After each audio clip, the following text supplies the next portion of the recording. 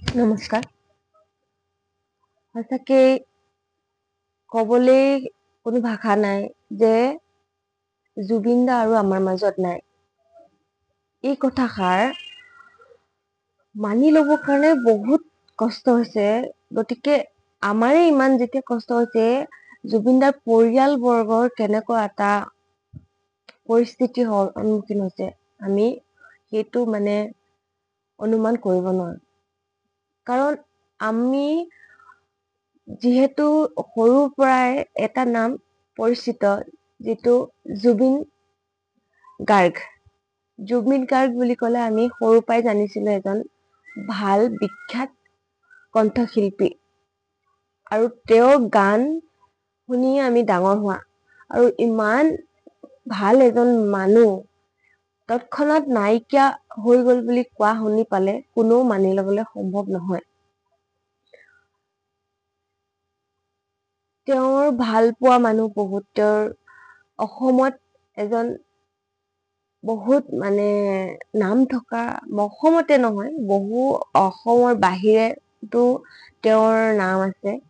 তেওঁৰ অকল অসমীয়া অসমতে গান নহয়, তেওঁৰ বলিউড জগততো গান গাইছে। গতিকে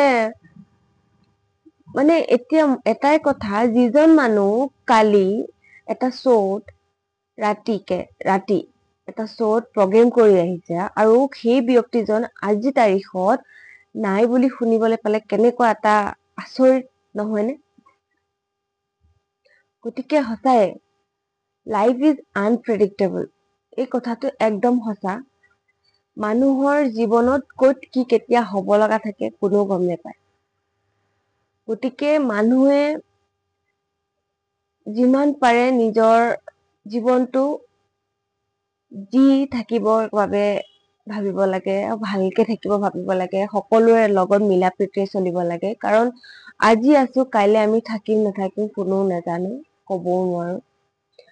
গতিকে সঁচায়ে জুবিন দাৰ কথাটোৱে আজি গোটেই অসমৰ ঠাণ্ডা শূন্য কৰি দিয়া নিচিনা হৈছে। আৰু এইটো কোনো কাৰণত মানি লব পৰা নাই। যি নহলেও মানিটো লবই লাগিব। হৈ গল।